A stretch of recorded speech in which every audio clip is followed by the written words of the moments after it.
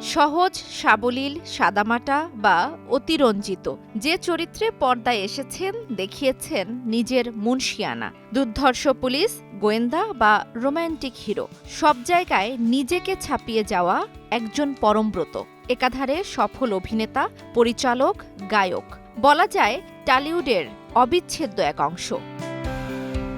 প্রখ্যাত চলচ্চিত্র নির্মাতা ঋত্বিক ঘটকের নাতি পরমব্রত চট্টোপাধ্যায়। তবে এই পরিচয়কে ছাপিয়ে আপন গুণে নিজেকে সবার থেকে আলাদা রেখেছেন একদম শুরু থেকেই।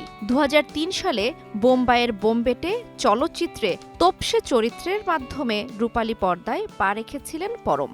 নাচতে না জানলে নায়ক হওয়া যায় না, চিরায়ত এই ভ্রান্ত ধারণাকে বৃদ্ধাঙ্গুল দেখিয়ে একের পর এক সব কালজয়ী চলচ্চিত্র উপহার দিচ্ছেন পরমব্রত। কিছুদিন আগের তোপসে থেকে ফেলুদা হয়ে যাওয়া সেই নায়ক এখন টলিউডের বুদ্ধিজীবী হিসেবে খ্যাত। নগদের কাছে সব গ্রাহকই প্রিয়, তাই তো সারা দেশে ক্যাশ আউট চার্জ সবচেয়ে কম।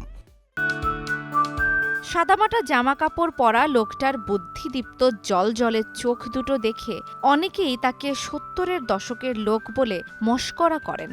মাছ, মিষ্টি অ্যান্ড মোর দর্শকরা ভালোভাবে গ্রহণ করেছে। প্রলয়ের মতো মূলধারার সিনেমা হোক আর অপুর পাঁচালীর মতো ভিন্ন ধারার সিনেমাই হোক, নির্মাতাদের পছন্দের তালিকার শুরুতেই থাকে পরমব্রতর নাম। কৌশিক গাঙ্গুলির ব্রেকফেল, গৌতম ঘোষের কালবেলা ছবির মাধ্যমে তিনি জনপ্রিয়তার শেখরে পৌঁছান।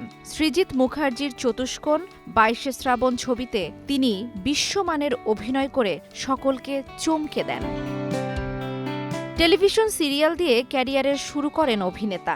এরপর যুক্তরাজ্যে চলে যান পড়াশোনা করতে।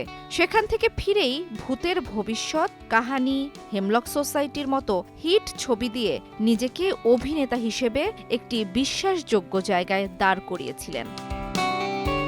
শুধু নিজেকে অভিনেতা হিসেবে দাঁড় করাননি, সেই সঙ্গে এই কনফিডেন্স যেন পরমকে পরিচালক হিসেবে যোগ্য ও নিশ্চিত করে তুলেছে।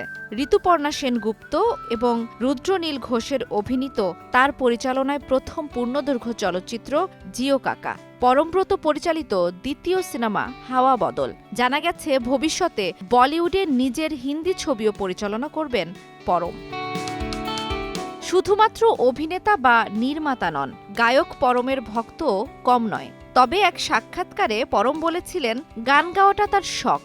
ব্যক্তিজীবনে এই অভিনেতা খানিকটা রিজার্ভ থাকতে ভালোবাসেন, আজে বাজে কথা পছন্দ করেন না, বেছে বেছে কাজ করেন। অনেক পরিচালক তাকে মুডি মনে করলেও তাতে তার কিছু যায় আসে না। তার এই জাত অভিনেতা হয়ে গড়ে ওঠার পেছনে তার পরিবারের ভূমিকাও কম নয়। পরমব্রত ভারতের পশ্চিমবঙ্গ রাজ্যের কলকাতার চলচ্চিত্র সমালোচক বাবা মায়ের ঘরে জন্মগ্রহণ করেন। পিতা সতীনাথ চট্টোপাধ্যায় এবং মা সুনেত্রা ঘটক। শুধু তাই নয়, পরম চলচ্চিত্র নির্মাতা ঋত্বিক ঘটকের নাতি। ২০২৩ সালের ২৭ নভেম্বর ভারতীয় সুরকার ও গায়ক অনুপম রায়ের প্রাক্তন স্ত্রী পিয়া চক্রবর্তীর সাথে বিবাহ বন্ধনে আবদ্ধ হন পরমব্রত চট্টোপাধ্যায়। জান্নাতুল দোলনা, সময় সংবাদ।